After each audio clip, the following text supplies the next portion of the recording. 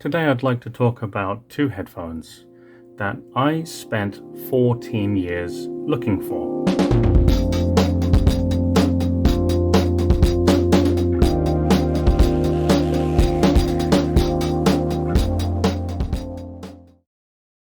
Here we have the Pioneer SE-A8 and the Pioneer SE-A80.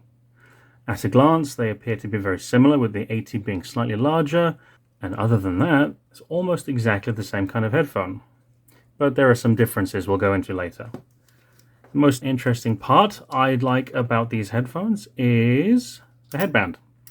So these headphones are from 1987, which puts them at our release date 1 year after the HD540, and the same year as the HD540 reference Gold from Sennheiser.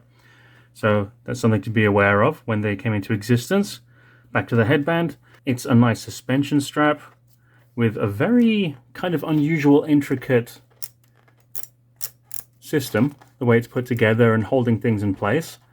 Left and right are marked with yellow and red, which just small touches which you don't usually get with modern headphones. These are open back, if that wasn't obvious at first, with the A8 being the on-ear variant and the A80 the over-ear variant. And that brings me to the next interesting point about these headphones, is their shape.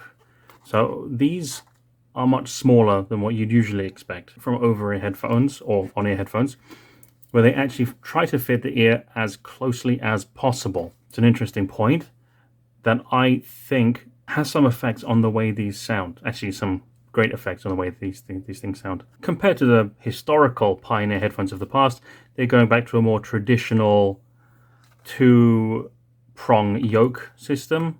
Only a little bit of swivel in both directions, but it's just enough. The A8 has a single-sided cable entry with the cable going around the sides. It's done very elegantly, honestly. The design, it's very cool. A8 80 rather has a double entry and a Y split. Other than that, I don't think there are any big differences between these two. Not any big ones anyway. Let's get a little closer look at the driver of both of them. So inside both of them is a 36mm driver with a ceramic titanium coating. So that's quite exotic and unusual for what I believe is a vapor deposition coating. At a glance, they appear to be almost exactly the same driver. The fabric appears to be the same fabric, with this one being slightly larger and a darker color, whereas this one's red. But I think the red is a result of years of use. Maybe some sweat has assisted in decomposing some of the black dye. But that's not a problem. It's still perfectly usable. Let's put these foams back in. Best way to put these in, I feel, is a pick. A little guitar plectrum.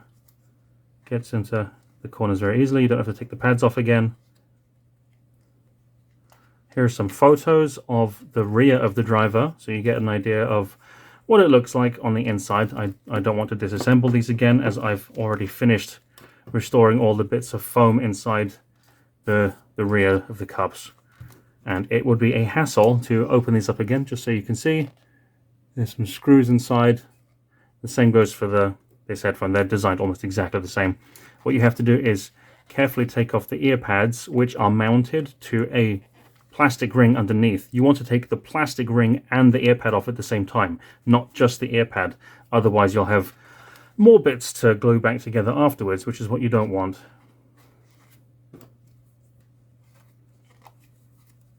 There we go.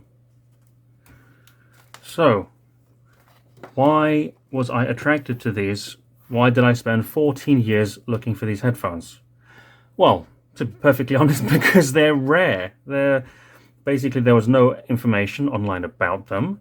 They're both early examples of what we come to understand today as traditional open-back headphones, and that makes them interesting, especially in their position where they were not directly competing against Sennheiser because they were a foreign brand, but in Japan, where they're from, there is no direct competition. Pioneer was actually one of the only headphone brands making open back dynamic headphones, and that's something that they've been actually doing for a long time, including the Pioneer SE-11 or SE-15, just to show off what they have done in the past, or indeed the SE-700, which is a piezoelectric headphone. That's something else entirely, which we'll look at another time. So one interesting point about these two, they have, as I said earlier, 36mm drivers. The earlier SE-11 and 15 had 34mm drivers, so the drivers are getting bigger.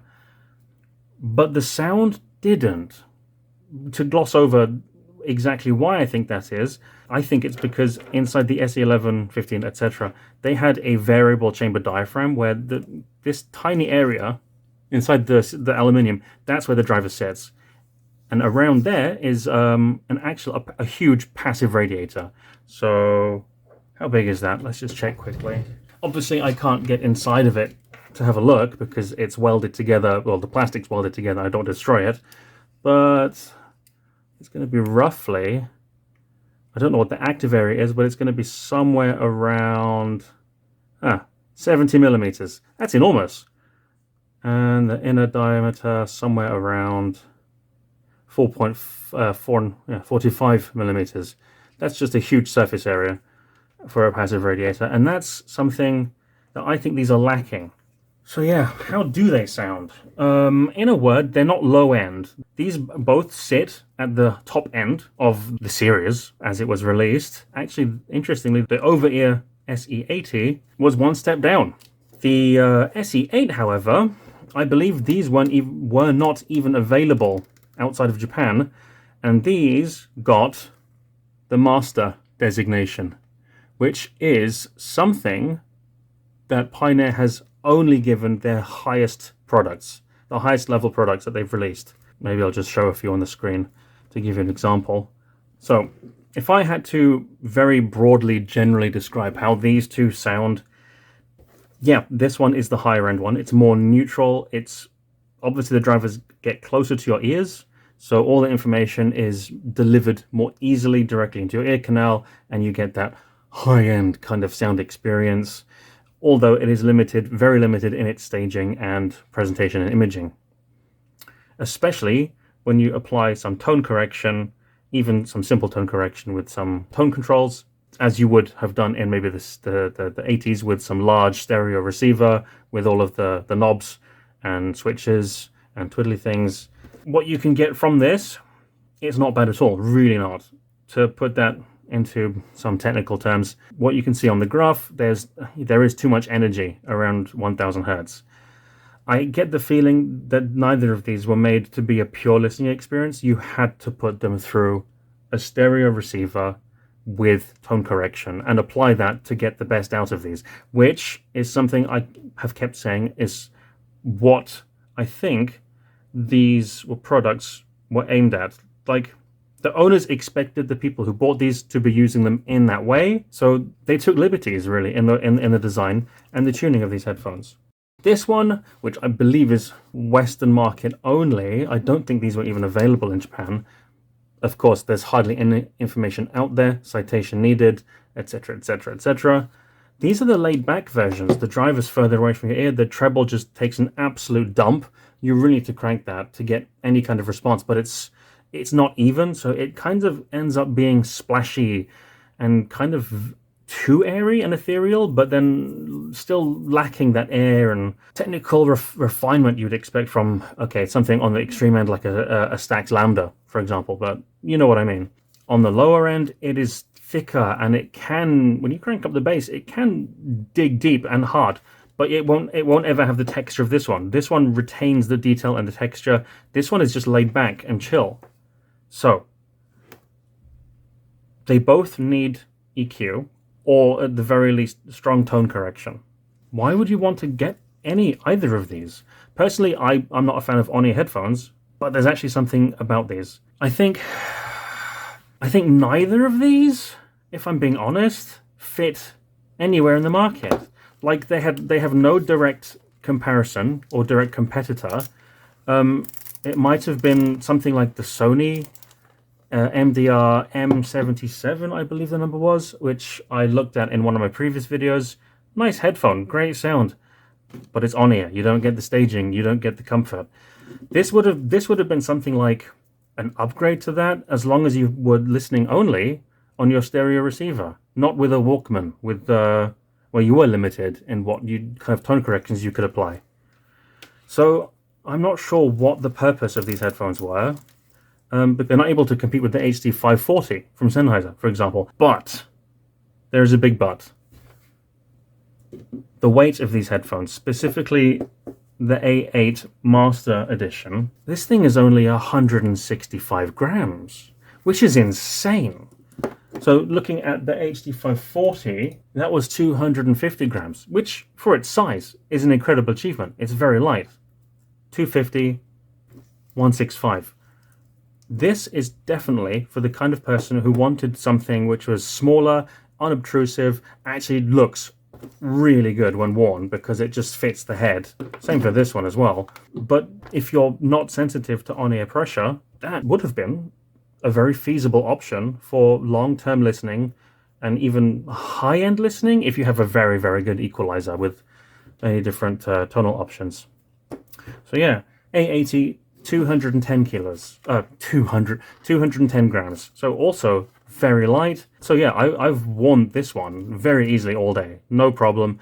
It's not perfect with the sound. Obviously, I could twiddle longer with the equalization and stuff to get it really perfect. I prefer the sound of this one, but I just can't wear it for a very long time, which is a bit of a shame because it does sound very good and the design it's quite fun.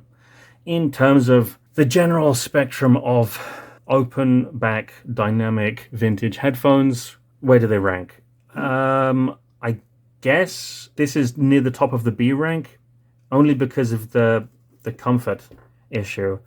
These I would probably say is either a very high C rank or the very bottom of B rank, because it does have that detail, and if you really can EQ it properly, it can get quite far. But then, like, maybe that's being a bit too generous, especially when considering the competition from Sony and Sennheiser. So, I mean, I'd have to say, yeah, that's a C rank. That's at least around a mid B. Yeah, maybe a low B, if I'm being completely honest. Can't rank them too highly, even though I did spend all that time looking for them. Still, cool piece of history. Don't know what the hell they were for, but there we go. Something interesting to share with you today. The A8 and the A80. Take it easy, and I'll see you in the next one.